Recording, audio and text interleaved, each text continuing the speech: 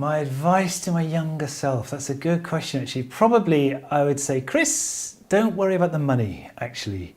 Just do what you want to do. Do what you think you need to do and what you think you want to do. The money will follow. If I went back in time and met myself, I would tell me to calm down and that eventually things will find their way to implement your dreams. My advice for anybody that's young is to go for it, because you've got nothing to lose.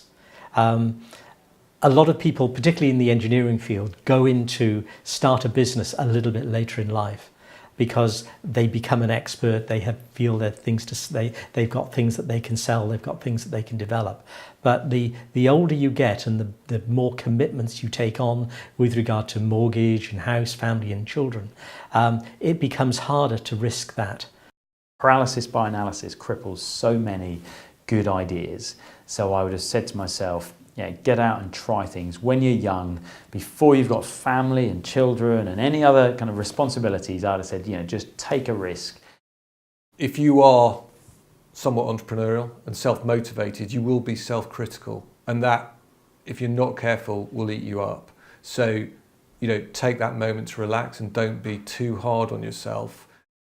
Actually, you don't know you failed when something doesn't work out. Failure takes time and perspective to recognise, and often when I look back at something where it didn't go the way I wanted it to, or I didn't get the result I wanted, now I see that opened a door to something else.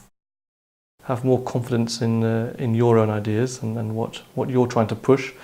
I was probably too easily trampled on in the early days, and it ended up that some things I was thinking about ended up being the correct way of doing things. I would surround myself with people who have crazy ideas, who are thinking big, thinking of people who wants to change the world, Because I'm passionate about what I do, I've often wished I had handled things a little differently. So I think that's probably the main one. I could have perhaps been a little bit softer when dealing with employees and so on. But I didn't have that maturity at that time. I'm not sure that there'd be any useful advice that I would give myself when I was younger, because even if I did, I'm not sure I'd have listened to it. I'd have probably been wasting my breath. I think one lesson really is, if you're going to go for something, really go for it and make it work. Basically, you're going to have problems with it, you're going to have failures, but get round them and actually make it work. Stay true, stay honest. Think things through and think of the consequences, and everything else will fall into place. So perhaps the advice would be, carry on what you're doing. You're doing just fine.